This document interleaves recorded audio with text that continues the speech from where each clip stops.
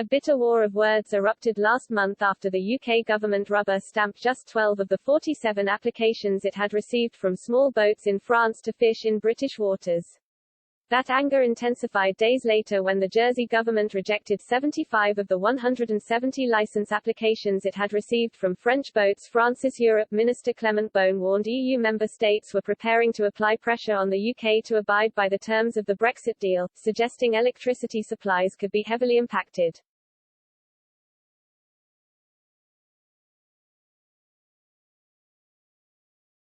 On Monday, Mr. Macron's maritime minister Annick Girardin issued Britain and Jersey with a 2-week deadline to give French fishermen greater access to UK waters.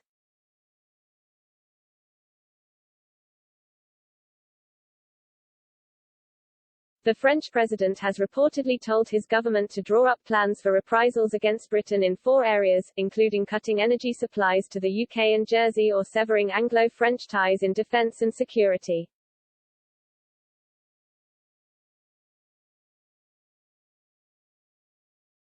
Now leading French political commentator has warned that despite 5 years since the historic referendum, Mr. Macron still takes Brexit personally but is becoming increasingly isolated over his aggressive stance towards fishing access in UK waters.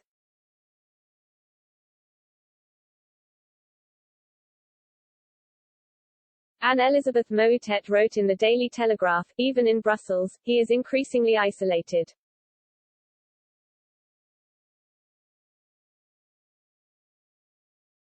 Macron is still, surprisingly, taking Brexit personally after 5 years, probably because he has consistently staked a good deal of his political capital on Europe.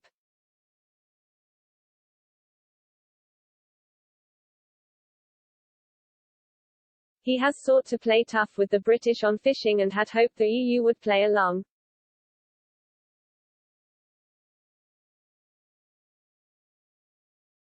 But his Minister for the Sea, Annick Girardin, had her first sharply worded French ultimatum on fishing licenses softened in Brussels before 11 coastal EU members agreed to sign a common document to try to find a solution to the fish wars in the Channel 10 days ago.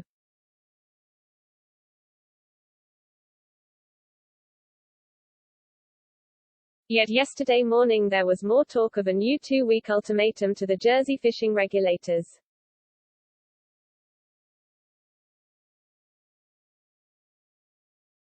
She claimed this new form of attack has not gone down well from within the EU, with Mr. Macron now increasingly looking like the rash subaltern to them.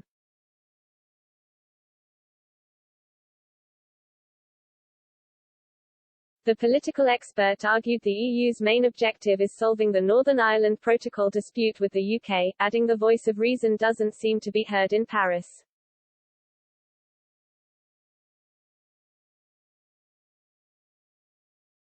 Ms. Moütet continued, Macron increasingly appears to the dour commissioners and the careful Brexit policy advisers as the rash subaltern, always ready to push matters to the coup d'éclat.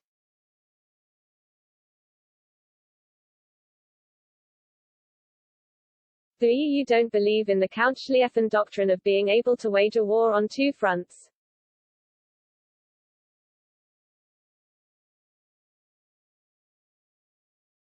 Their primary concern is the Northern Ireland Protocol, the peril of seeing a resurgence of the Troubles, and the serious potential damage to Ireland, a fellow EU nation, if it falls apart.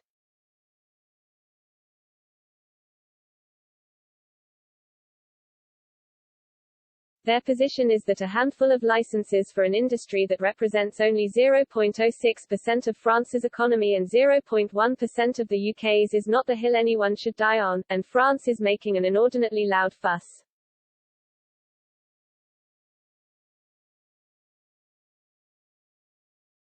This voice of reason doesn't seem to be heard in Paris.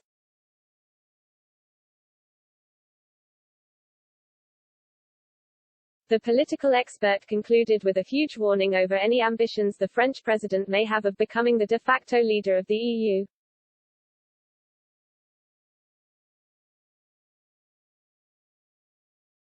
This comes after Angela Merkel, widely regarded as the leading voice among EU member states, stepped down as German Chancellor last month.